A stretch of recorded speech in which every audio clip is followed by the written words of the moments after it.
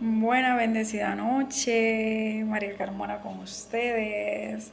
Bueno, yo tengo un programa donde este programa se trata de compartir mi vida y en ella quiero hablar de qué vine yo a trascender a este mundo.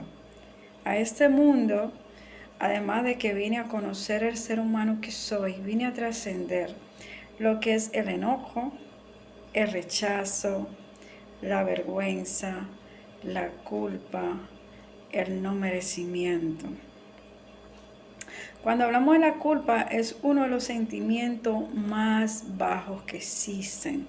Cuando tú sientes culpa y no merecimiento. El yo venir a este mundo a trascender esas dos cosas que me llevaron a vivir momentos tan dolorosos de autosaboteo hacia mí misma, cuando me llegaban cosas, oportunidades, y yo misma saltaba de que, no, pero eso es demasiado para mí, yo no me merezco eso. Y yo misma rechazaba las oportunidades. Es muy importante que nosotros reconozcamos que vinimos a trascender este mundo.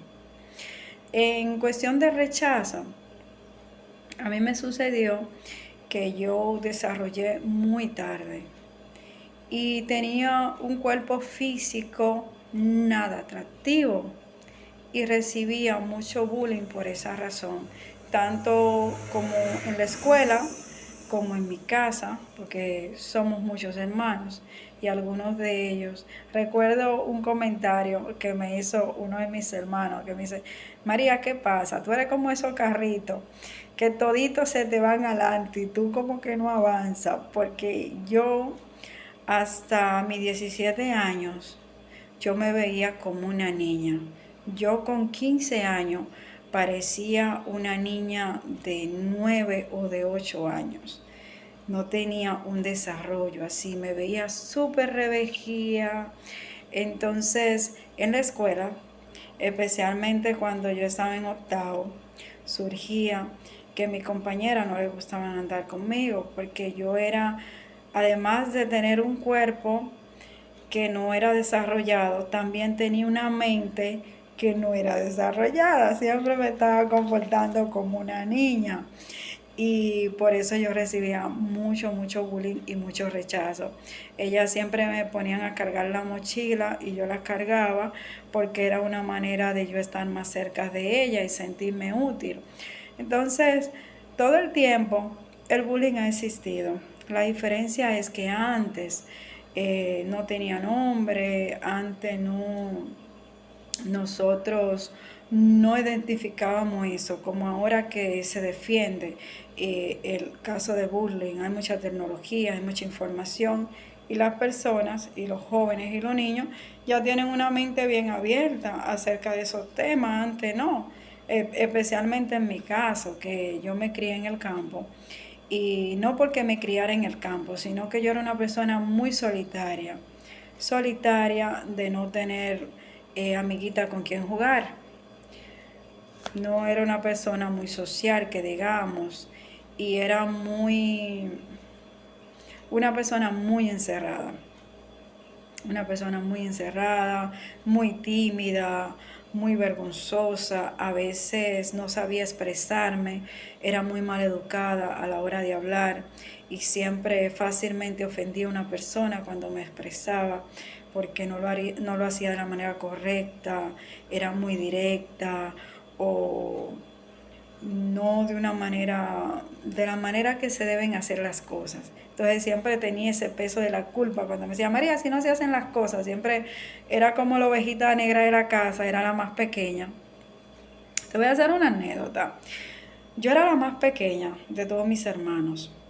Mi hermano mayor que yo, eh, en la escuela, tuvo que esperar 2 años haciendo el primero hasta que yo cumpliera los 6 años. Cuando yo cumplí los 6 años, mi hermano le tocó hacer ya el primero por tercera vez junto conmigo. Resulta que mi hermano era súper inteligente en la escuela y yo me sentaba al lado de él y pasaba bien porque yo siempre me fijaba. Resulta que la profesora se la llevó y en un momento nos separa de asiento. Cuando ella se da cuenta, yo soy una total tallota, un ñame, yo no sabía absolutamente nada. Entonces, antes se usaba mucho la palabra bruta. Esa muchacha es brutísima, mamá, le dice mi hermano cuando llega a la casa. Esa muchacha no sabe nada. La profesora la puso en otra butaca y no era butaca que se usaba antes, eran unos pupitres largos donde se podían sentar hasta 5 y 6 niños en la escuela. Y yo siempre ahí con mi hermano fijándome. Cuando nos separaron, la realidad. María no sabía absolutamente nada. Pero mi papá le llega a la maestra y dice, mire, yo quiero que usted me haga un favor. Usted sabe que la escuela es lejos y esa niña no quiero que me vaya sola a la escuela, pues nosotros teníamos que caminar como quien dice una eternidad para llegar a la escuela. Mi papá no quería que yo viajara sola y entré en un acuerdo con los maestros de esa institución. No voy a decir la maestra, los maestros, eran dos, de que durante yo estuviera estudiando, a mí no se me quemara para que yo y mi hermano viajáramos juntos a la escuela. Y así pasamos todo el tiempo que estudiamos, mi hermano y yo estudiamos juntos. Y mi papá, cada vez que nos movían a un curso o a un lugar, mi papá le llegaba a los profesores y decía, yo quiero que usted me ayude a esos niños, para que esos niños vayan juntos. Usted sabe que la escuela es distanciosa y yo necesito que ellos siempre estén juntos, porque esa niña no la puedo mandar sola a la escuela. Entonces mi hermano sufría la carga, el peso de que siempre tenía que andar conmigo. Siempre. Una anécdota que voy a hacer, ya cuando estábamos adolescentes y ya estábamos ahí en la secundaria, mi papá ya no había conseguido un motorcito para viajar a la escuela. Al principio viajábamos a pie hasta que yo tuve un accidente que fue en séptimo curso. Y luego mi hermano tuvo otro. Entonces ya ahí mi papá se esforzó un poco, nos consiguió una moto, un motor, y ahí íbamos a la escuela en el motor. Entonces cuando ya fuimos a la secundaria, yo tenía algo. Yo era tan tímida, tan vergonzosa, que cuando habían personas que me estaban mirando mucho, yo no sabía ni cómo caminar. Me sentía incómoda, sentía molestia hasta de que me miraran mucho. Yo solo me sentía en mi pura paz y mi pura libertad cuando yo subía a Salón. Un día de esto voy a ir por allá, por ese campo, donde ustedes van a ver que solo hay dos casas. Y mami era de este tipo de madre que no le gustaba que sus niños visitaran la casa ajena. Entonces, para yo estar más tranquila, yo siempre estaba jugando sola. Mis mejores amigos eran un grupo de gatos. Yo tenía 8 gatos que criaba.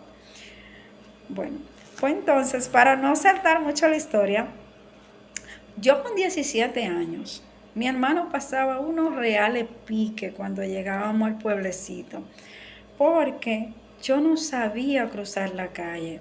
Cuando yo tenía que cruzar la calle, que mi hermano decía, María, por favor, cruza la calle, él se ponía rojo.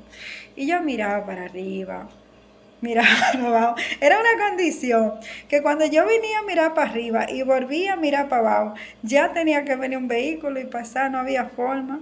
Y eso para mí era un pánico, que yo con 17 años, de verdad, literal, no sabía cruzar una calle. Yo tenía un pánico, un estrés, cuando yo sabía que tenía que cruzar una calle para hacer algo. Entonces yo dependía mucho de él con el tema de que cruzo una calle, que si iba a hacer una diligencia, que si iba a hacer aquello. Siempre mi hermano fue mi mano derecha, de verdad. Bueno, eso es una parte de mi historia, espero que le haya gustado.